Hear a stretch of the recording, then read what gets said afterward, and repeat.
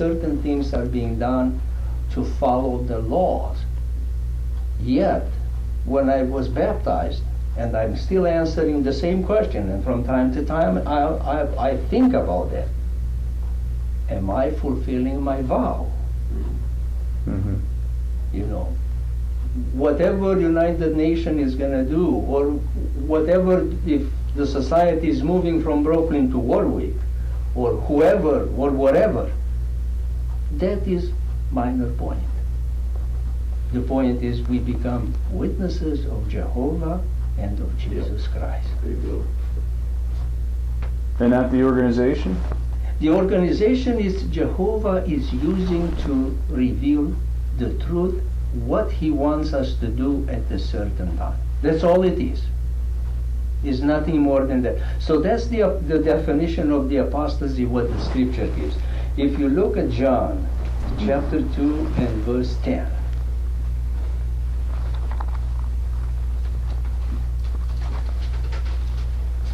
Now, why is it important to have a definition, a biblical definition? When the Bible was written, it did not create words. The words were there before. So the same words were being used before. Now it's just that the meaning, the way it's being used. Like the 2 John verse 10. If anyone comes on you and does not bring this teaching, do not receive him. Now, what teaching was the Apostle John referring to? I just got that. I don't know. I don't know what teaching he was referring to right It's here. a very important question. Any teaching that would not harmonize with what Jesus taught and what followed by the apostles. Why was that so important? Because at that time, already the apostasy was flourishing already. So the apostasy was not new. Now, if you, that's why the question is, if you have doubts and if you want to clarify the doubts, we can help you. Well, yeah, because You know, and Yeah. see if we see. That's what I said at the beginning. yeah, and that's the go thing just to is the Bible. I've been shaken literally. I had to see a psychiatrist. The fire department provides anonymous help because I had a breakdown, because I knew what was going to happen in my life. I knew I was going to lose everything. My whole family my whole family are Jehovah's Witnesses. No, but do you realize one point? You don't have to lose them.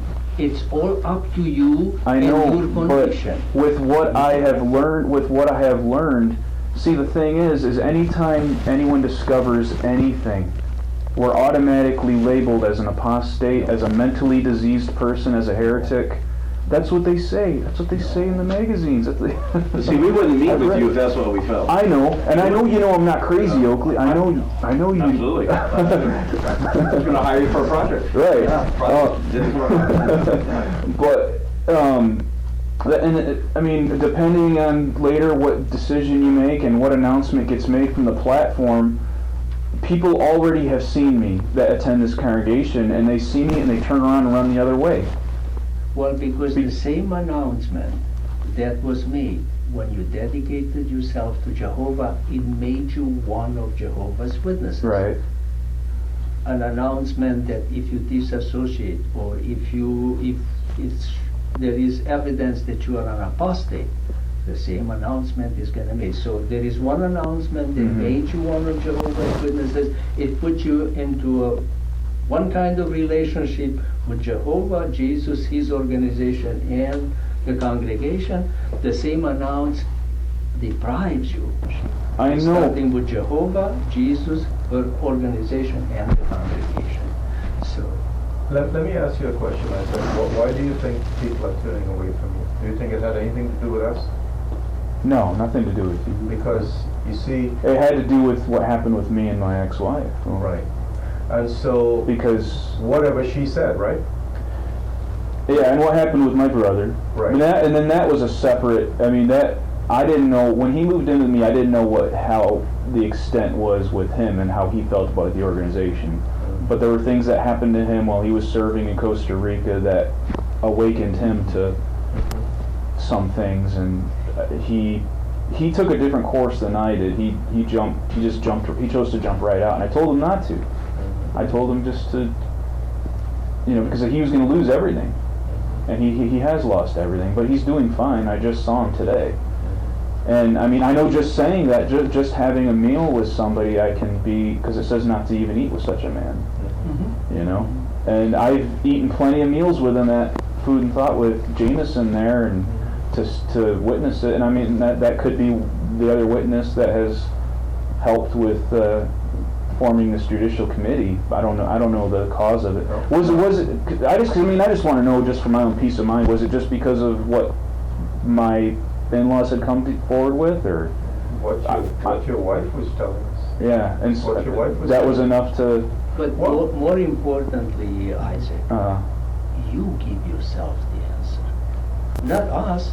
Do you have, because apostasy, another part of the definition of word is starting with doubt. Well, Jesus Christ apostatized against the Pharisees. And I'm not comparing myself to Jesus. I'm not comparing. But see, what had happened is that at that time in Palestine, the people were burdened with thousands and thousands of rules.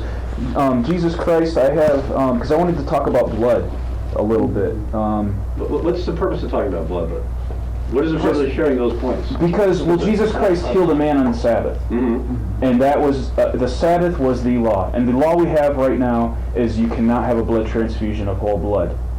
But there, within the Mosaic law, if we follow what the Mosaic law says, Yeah, but you disagree about the blood transfusion issue then, right?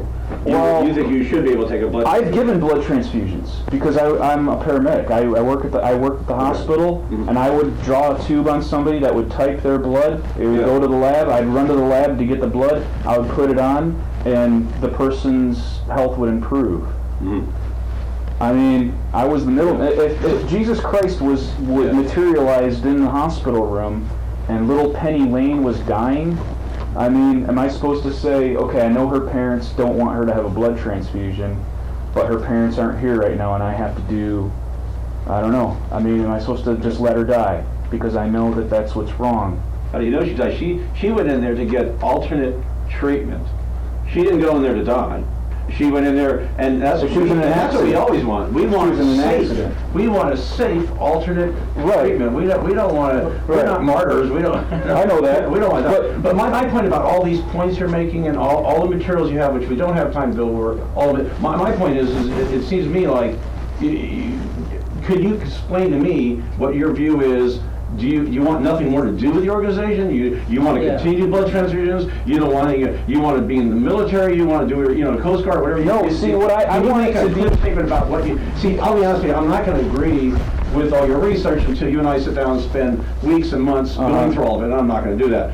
But my point to you is, can you share with us? And this is a really key point. Can you share with us what is your final decision about these points?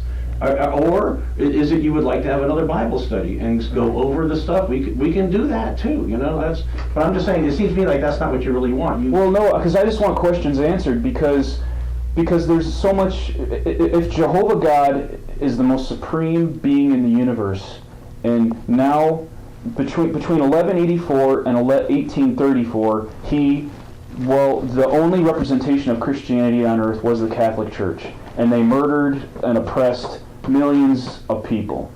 And so it wasn't until Charles Russell came and changed things that Jehovah had a visible representation on earth again, right? And between 1914 and 1919, Jesus Christ was looking for, when he returned to earth, he was looking for representation on earth. Right? But what I'm saying is that Jehovah is a perfect God. Why has he purposefully taught wrong teachings to this organization only to correct them years later? Because blood policy has changed in 80 years. It's changed so many times. In 1967, you'd be disfellowshipped for accepting an organ transplant, but up until then it was okay. The light So gets between brighter, 1967 and the light gets brighter. 1980. And there's been modification and change. But the light getting Yeah. brighter is a proverb. It's in Psalms. It's a proverb. It's not a prophecy of how Scripture is supposed to be Well, see, interpreted. this is my point, brothers. I think what I get from you then is, it's not, you don't have questions, you come to final conclusions, haven't you? How else am I supposed to ask these questions? Because see, if I talk to anybody, if I These talk are to not Aaron, questions, these are completed statements. right? That's. Okay. I just because I can't talk to anybody else without being accused of. See, this is why I was accused of apostasy, because I spent days with Britt telling her everything I had learned, and then she had a panic attack. She freaked out, and then she read what I had researched too, and she got scared and said, "You're right." But then she turned back and she just said, I just need to have faith that I'm going to live in a paradise someday. Are you spending time but speaking to other groups that agree with you, or have you turned to like another organization that's No. You're not part of any of that, right? I've not joined another religion or anything. Okay, but another group of people who feel the same way as you do, and you share information. I mean, you say you have no one to talk to, but Well, no, I mean, I'm talking no one to talk to as far as, see, my father won't talk to me. My father's blocked my phone number, from his phone. okay. My father, all he has is this organization. My father being an elder is the highest achievement he's ever going to have in life. Well, it's not an achievement, but anyway. Well, I know, but he loves being an elder. Is what I'm saying. Right, He loves the service that he provides. To the And congregation. there are ones in the congregation that love and admire the work that because my dad works hard. My dad would stay up till 3 a.m. talking to people. Sure. I remember. Sure. And That's part of being and he part. and he inspired me to want to be a good Jehovah's Witness. And if I didn't have so much invested, see, it was when I was 27 years old is when I just started to uncover everything, and I'm at a point where I have everything to lose, and I've lost everything. I lost my marriage. I'm losing my home. I'm moving out this weekend. That's why I was late, because I've been organizing my house. I've lost my home. I've lost my marriage. I lost my family. The only person I have is my brother, who is not going to live here much longer. So I really only have a few friends that I've made at work in the last year and a half. And I could easily just say I'm sorry and just come back to the Kingdom Hall or go to another Kingdom Hall where I feel like I'd be accepted. But see, like I said when I brought out about the conscience, there are things that just bothered my conscience, and they're bothering thousands of other Jehovah's Witnesses' consciences that they're seeing, that they've discovered double standards. Well, we don't want, I know, but there's. You have opinions, I know honestly, it's not an opinion. we're not here to talk about the 1,000 other witnesses. Right. Let's just talk about it's you me. tonight. Okay. It's me. Yeah, because And we want to help you, and that's who we're. And I wish you could, but the problem is until you make the decision to dig deeper, then you just won't understand. So until I come around to your way of thinking. Well, it's not right? coming around to my way of thinking, Well, but it's just. Well, it is. Yeah, so you want me to come over to your way of thinking, don't you? Yeah, I don't. Yeah. Otherwise, you wouldn't be doing all this research, right? Right. And that's not going to happen. So Yeah. there's the problem. And I don't want anybody to That's not what think this they have meeting's about. I don't want anybody to think they have to follow my line of thinking, Yeah. or thinking that I haven't followed anybody's. I mean, this was a Yeah. path that I chose to make on my own, and I knew the consequences. Right. And Right. And the thing is, Isaac, I'm hearing what you're saying. I'm truly hearing what you're saying. And my thing is, okay, if you truly believe what those pieces of paper is saying to you, if you truly believe, and I'm telling you now from what you've been saying to me, the stuff that you're getting there is from others who have come up with these things. You didn't sit down one day in your home by yourself and come up with half of those things that you're putting Exactly. in. That has come from somewhere else. Did you read the letter that your brother gave to us? Were you able to see that letter? yeah, he showed it to me. Okay, Yeah. all right.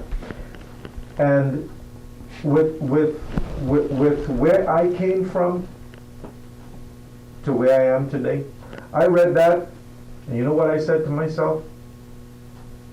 That didn't come from your brother. because you see, I've read those things before. I've read those expressions before. Yeah. And it didn't come from him. So the thing is here, you are exchanging, Right. what you're doing is exchanging what you have grown up to see, what you have been told, for something else that somebody else have come up with. Yep. And so I appreciate, you know, the thing is, what you have done is, you have chose this over this. Right. And really, Isaac, that is your prerogative. You see, you're not gonna make Brian believe it. Oh, I don't want to. And you're not gonna make Britt believe it. No, I don't want to. I don't want to make anybody believe anything. Right? But the thing is, there are choices in life, Isaac, that we have to make. Right. And they're difficult choices. It was a difficult choice for me to make because my father had threatened us. The day you guys join this religion, all of your butts are out of this house. Right. That's what he said. That's what he said to us. My father was a 300-pound man with a big mouth. With a big And mouth? a big mouth and a violent man. And so I was like, wow, you know, but that didn't stop us. That didn't stop my mom and I. You know, and so we made this decision. He didn't even know we were Jehovah's Witnesses. You see, fear of him, which I had growing up, came away when I believed in what Jehovah said. And that's why I said, you see, this book can turn someone away from God as well as it can turn someone to. Just what you just said there about the violence that you see in this book. I've heard that so many different times from so many different people. Yep. You didn't come up with that on your own. That came from somewhere else. But you can choose to believe it. You see, we can look at a glass just like some people would say a glass is half full or half empty. Right. You can look at either side and want to take either side of that thing, and you have made a choice, or you are in conflict on the choice that you want to make. You know that if I go this path, I'm going to lose my family. I've already lost them. Right, okay. I've lost everything. And I knew that when I made the choice that I would lose my family. I would lose, I would lose. Jesus was very clear on Yeah. that. He told us It was this. nothing new. You're gonna lose mothers and fathers And everything. and brothers and sisters. Your own soul, he says. Yeah. If you love your own soul more than myself, you are not gonna lose one it. of my disciples. You are not worthy of me. So really, Isaac, you as a person, you have to look at yourself and say, what do I want? You see, because to get us to see what you're going to see, we have already made a choice. Oh, yeah. You see Right, what I mean? right. Your wife has already made a choice. You see, she may have listened to you and then realized for somewhere, well, no, I don't believe that. You see, so the thing is, Isaac, you know, it is your choice. This whole thing here today is your choice. Yep. You can say, well, look, brothers, and we are not forcing you, and just like, I mean, you made a statement a little while ago, well, do I just come back and they sit here? No, that would be hypocritical. You'd be a hypocrite to do that. Right. And I would be a hypocrite to sit Yeah. here in this kingdom hall and not believe this and just go along with the motion. That is living a double life. No, Jehovah doesn't want you to live a double life. He says, look, you either serve me or you don't. You can't be in the middle. You can't be on the fence. So you're either for him or against him. And you know, from what you are saying, Isaac, and I'm not putting any words into your mouth, but I'm trying to help you to look at yourself. If you don't believe, if this book, because of what you have seen, on how you are viewing it, you are viewing Jehovah as a very vindictive God. There are people who say that about Jehovah. Then you don't have to believe it. You say, hey, look, forget about you. I don't want to have nothing to do with this. Yeah. Because this is hypocritical. And be true to yourself. You see, be true to yourself. We are being true to ourselves because I have seen that stuff and I choose not to believe it. But you see, you can't make people come on, just like we can't conflict everybody, because No. not everybody's going to see it. Right. You see, and we know that. Right. But you have to make a decision, Isaac. I know, and I mean, I'm gonna, I have my statement written out. I'll make it eventually. Yeah, and I just, you know, there's just a lot that, you know, and I know your brother's time is precious. You've got things to do. Oh, there's But not that an is- issue. that's not it. That's not an issue here. It's That's not an okay, you issue, know, Isaac. if it's a productive time, Right. Yeah. it's a time that brings something good. Yeah. Hmm. We're not here to argue. Oh, I know, and I don't want We are not to. here to convince you. Right, and I don't want to try to do the same thing either, because I was exposed to, I guess if you want to call it apostate thinking, when I was active in my early teens, and even when I was in my 20s, with relatives that weren't Jehovah's Witnesses, and I ignored them. I didn't want to listen to anything they had to say, because it's a natural thing that's ingrained in us to do, to oppose that thinking. And so I know how you feel, and I know how, and I've talked to a lot of elders, and I even asked my father this a while back, how many judicial committees have you sat on with apostasy? And it's very, very few, because a lot of cases like this, somebody discovers these things and they disappear. They just leave. They don't want to engage the elders, and there's a lot of people that told me that because I'll be honest. You know, this is why I didn't want Kevin here, because I wanted to be honest and open and feel comfortable. But there are a lot of former Jehovah's Witnesses and active Jehovah's Witnesses that I'm in contact with. You know, from all over the world. Right. And there's a lot of people that told me that I don't need to show up to this meeting. That you have no authority over me. Blah blah blah blah blah. I don't need to listen to you. And I said, you know what? I want to go. I need to talk. I need to get this done. I'm doing this on my terms. And I've given so much to this organization. I mean, I know you hear a lot of people say it, and none of us has given more than someone else. We've given to whatever we can give to the organization, and you know, it's a life that is very difficult to just look at. When I was getting my suit on today, you know, I was so emotional, because I hadn't had to drive here in so long, dressed up. And I love all of you, and I haven't had a chance. Haven't had a chance to meet you very much or talk to you. Isaac, maybe Jehovah still sees something good in it. And I would hope that that's what he would think. How old are you? Think I'm going to be 30 next month. I'm 29. Yeah, still think pretty it young, that no? way. Yeah. Think it that way. Yeah, and I mean, life is too short to be vindictive and hateful against anyone, and I don't have any hate or animosity. I mean, the only beef I have is just with some of the policies of the organization, and rereading the Bible. You know what? Just for your peace of mind, those that are in charge of making the policy, they will give an account to the one that gives them the authority to make the policy. Yep. Don't bother with that. Yeah. It's not up to me. If I'm not given that authority, why should I bother?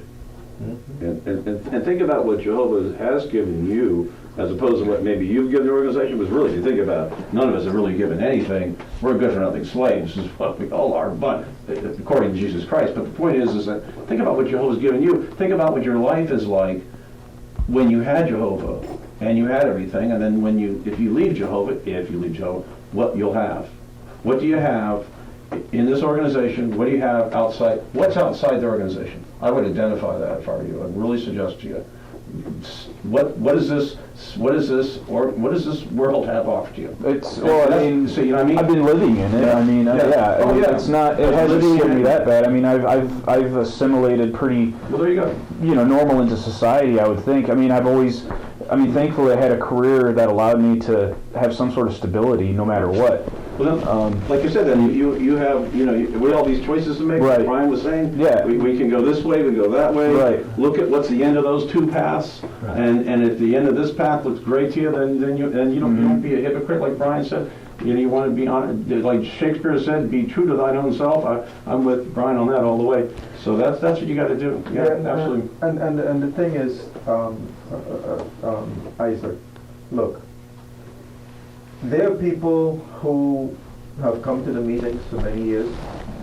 I just decided, you know what? I've got two brothers. My younger brother got baptized right after me. Why, I don't know, but he did it. And within 6 months, he was gone. He never got this fellowship. He just went out, got married, had a child, got divorced, got married, had more children, divorced, and that's how he has lived his life. Now, he has his own beliefs and his own thinking. Okay? And he goes about his life. I'll call him and we talk once in a while. I don't try to convert him, he doesn't try to convert me. Right. Because I know where he stands and he knows where I stand. You see what I mean? Mm-hmm. So the thing is, it doesn't have to be this way, but you see, the thing is what you are saying now. You see, and I'm going back to what what you said about Jehovah. You can feel what you want about the organization, right? That's immaterial, really, to me. What is really concerning to me, Isaac, is how you feel about Jehovah, and that is what bothers me more than all of that stuff there. Mm-hmm. Is how you feel about the person that I think and I feel so indebted to. Okay, we're getting ready to do the memorial just now, and it's in our minds, and I know it's once this comes into question, you have to figure, look, you know what, I don't want to have anything to do with the Bible anymore. But you see, what you're doing there with all of the research and the talking to all of these people, how is that making you feel inside? What is that doing for you? Initially, I was heartbroken because I loved the organization. Mm-hmm. You remember me when we went out in service together. Yeah. Mm-hmm. You remember me when I first moved here. Mm-hmm. I would assume that you thought I was genuine of some sort. Yeah. But then I know you saw a change in me. Mm-hmm. And you can pinpoint that to when I started to research these things about the organization. Mm-hmm. And there is a book written by a former governing body member that anyone who picks this book up, it's one of the most dangerous books. The Watchtower tried to burn as many copies as they could. They disfellowshipped Ray France. Yeah, it's plastered all over the internet, and right. You can get access but, to it. I mean, I was in New York when that happened. Yeah, and there's stories that circulate that have gone around of what happened, and I've read the book. I read the book months after I had found out other things, and I read the book at the same time while I was rereading all the publications. I reread the Revelation book. I went to the Greatest Man book, and when I finished that book, I knew I had to make a decision. Because any Jehovah's Witness that reads that book will leave quietly, they'll disappear, they'll try to move out of the congregation because they don't want to have confrontation, they don't want to lose their family. Because this organization takes away your family if you choose to leave the organization. If I made a verbal statement to anybody saying, and I want out, if I wrote a letter saying I want to be disassociated, I lose everything that was ever close to me. What would be the current... Just one second, real quick. All right. You see, you are saying that this organization does that. This book says that. Yep. This book says that. Are you convinced that the book, the organization is trying to follow the Bible as closely as possible? You see, no, because there was Demetrius, I think that's how you pronounce his name. He was going around knocking people out of the congregation, and Paul had to come and remove him. And I think that love trumps policy, and I think that if somebody just disagrees, they shouldn't have to be expelled and lose their entire family if they disagree with a teaching. Because what's more dangerous to the organization is that teaching spreading, and then the organization loses people. Do you think that's the organization after? Well, yeah, because every seat that's filled is more money. I would leave this organization in that way. Me too. Because you understand that those people can come back, and then they can rehab their families again. I know, but you have to... And your family has the right to make a decision, don't they? Should they be forced to do whatever you want? Well, no. Right. No, I mean, but my family should love me. Aren't they exercising their free will then? I mean, because to be honest with you, I'm a parent. I know it's like with children. Yeah. And I've seen situations where children want to go do something else, and it breaks your heart. You Yeah. don't sit there and rejoice about it, but the father and the mother has the right, and you agree, right, to make their own decision. Well, then we don't want to be part of it, right? So is that what the problem is? Well, the problem is because it's what's taught in the literature, except for the 2009 Awake says that no one should be made to choose between their family and their religion. On page 29, 2009 Awake. No, not forced. No. No one should have to be choose between their family and their religion. And so, I'm sorry, I did a lot of... I did too. Yeah. But, you know, and I told my dad that, and my dad looked it up, and he wouldn't talk to me after he looked it up because he was so angry, I think, that I found that article. And that's the thing is, if we look... I don't think so either. I've spoken to your dad and your mom. Yeah, And I bet you have, because they are were... so distraught. They are so heartbroken. Your parents are. Now, and I don't have any children, and so I can't say I know how they feel, but I feel for them. Because, you know, that's a difficult thing. It's an extremely difficult thing. But you see, the thing is, people in the world today who don't even know Jehovah's Witnesses walk away from their families. For other reasons. For no reason. For no reason at all. Hey, For selfish you see what? reasons. I wanted you to be a doctor, and you didn't want to be, I spent all this money to send you to school. I don't ever want to see you again. No. Jehovah wants, and again, you see, I'm trying to speak to you on someone that you don't seem to believe anymore. So how are we gonna come to equal minds? Because you see, you have changed your outlook of what they say, and so you know your parents don't have to go along with it. They can safely. Do you think they don't love you? No, they still love you. They still love you. Very much. Your parents. Very And Very I've much. spent 2 to 3 hours at a pool trying to get my work done. But your parents called and asked if they can speak to me. And I sat there and your mom was crying. And your dad was there, and I'd hear from him every now and then. And I felt so badly for your parents. Because, and the thing is, I'm helpless. I said, look, tell me what to do. Tell me what I can do to help you. You see, your parents have not disowned you. Your parents are hoping that hopefully someday you would come back to Jehovah. You see, you have decided to go down a path that they don't like. And so they're hoping that by not condoning what you're doing, that you may Come to somewhere your down senses, that yeah. path, all of a sudden, just like this has hit you, and really, Isaac, I'm looking at you today, and you say that this stuff that you have been reading hasn't done that much to you. You are an unhappy person. I can see it written all over you. Yep. You are distraught. And if you are not careful, my brother, you're gonna end up, you know, your mind is gonna explode. Oh, I already passed that point.